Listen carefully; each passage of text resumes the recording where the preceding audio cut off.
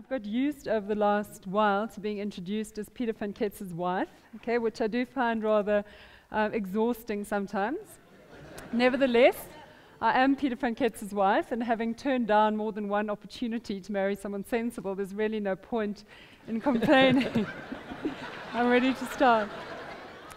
When Pete returned from his second ocean crossing, I'd clocked up quite a substantial credit balance. And I was quite keen to go on an adventure of my own, and that is where the idea of initially running around South Africa originated. But I only had 150 days to do it in, because if I took more than that, Pete would go back into a credit balance, which is always a problem.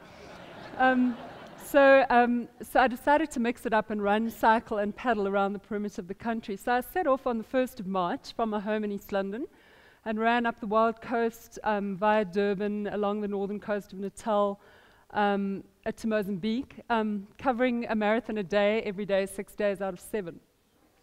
I got there in just under a month and basically went straight into cycling. I was amazed at how difficult the transition was to cycling 100 k's a day from running. It was exacerbated slightly by the fact that my frame of my bike was slightly too small for me, and we climbed 10,000 meters in the first 1,000 k's. Once I finished cycling the inland borders, we got to the Orange River, and the river was really running wild at 1,000 qmegs, which is about 10% bigger than usual. Yeah, we paddled about 50 k's a day, sleeping on sandbanks in the evening, and had no rest days. Just because of how quickly the river was moving, we managed to do that in 2 weeks. I then had just over 2 months to do the last section home from East London to Cape Town. One of the really amazing experiences that I had along the way was just interacting with South African people. It was really just such a privilege. There wasn't one moment where I felt threatened. Every single person that I met along the way was just so filled with goodwill towards us that it was really just such a positive experience. I'd been running from sunrise to sunset one day in the Transkei, and I was nowhere near where I was staying by sunset, and 2 men led me through the dark for about 2 hours along cliffs and across rivers and just deposited me safely at my campsite, and I was just blown away. I had so many experiences like that. Just the places that we experienced as well, what a privilege. You know, so many of the spots that we spent time at were places that we'd only really ever seen on maps before, and now they are just totally ingrained on our memories. A place like Nuniput, which I'd really never heard of before. We were taken in by missionaries there for the night. Just absolutely amazing experience. Yeah, just also some of the places that spring to mind is a place called Bray. It's the town that is furthest from the ocean anywhere in South Africa, and they have their own bizarre Durban July that they run in the dry Molopo riverbed. Sort of in June every year. Now, what I'm really meant to be speaking about today is the difference between supported and unsupported expeditions. But I'd just like to add that there is really another category to that, and that category is being supported by one's family. Although during the day I was often alone, I was accompanied by Peter, my husband, Kirsty, a gap year student, and my daughter Hannah, who turned 6 on the expedition. And that was really an unbelievable challenge. It really took it into a whole different ball game and made it immensely different. It's the only way I could really describe it. We were totally self-sufficient with the 4x4 and the trailer and the boats and bikes and spares and food and water pretty much for 10 days at a time. And there was a great sense of security in having the vehicle around when it was with me, especially when you're changing tires and you can hear lions roaring in the distance. It's nice to have the vehicle close by. Our food was sponsored by Spa, and I was just mentioning to one of the other folk here talking today that in nearly 7,000 k's that I covered, I only managed to lose 300 grams. Now, I have no idea how that is possible, and I blame the Spa for it. I also blame Peter, who tried to turn our expedition into Bry the Beloved Country rather than Try the Beloved Country. You know, there were sections where Pete joined me on the bike to try and help carry water. I also had a number of friends join me for sections of the trip. One of my mates, Chart van der Walt, is here today. He was our best supporter. He joined us on 3 separate occasions. It was very reassuring to have somebody with you when you came across 2-meter black mambas in the road.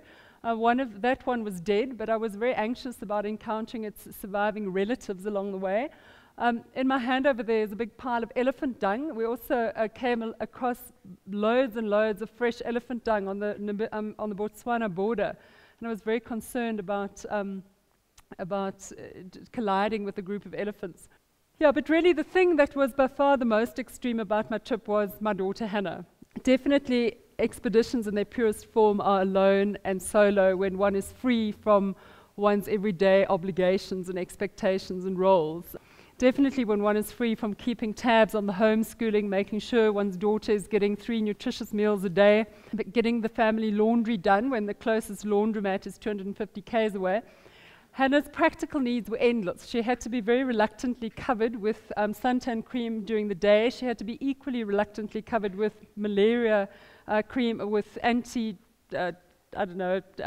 repellent, mosquito repellent in the evening.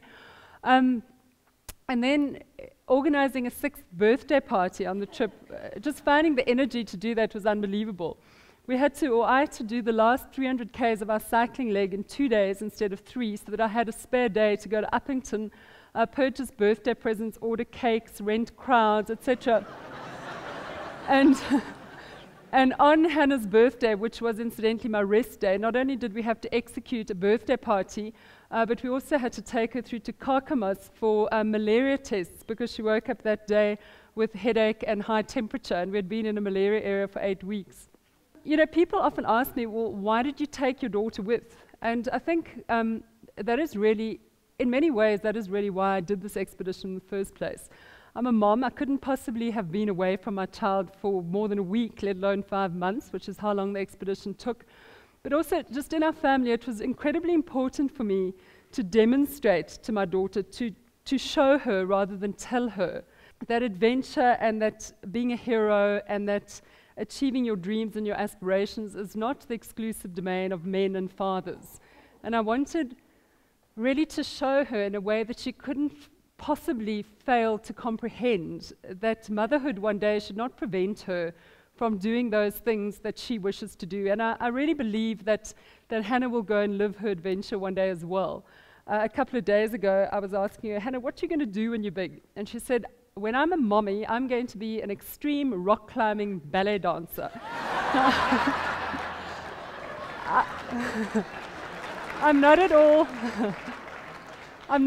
certain that you get extreme rock climbing ballet dancers. And I looked a bit dubious, and she said, nothing is impossible, you know. So I think maybe just possibly I may have got it right.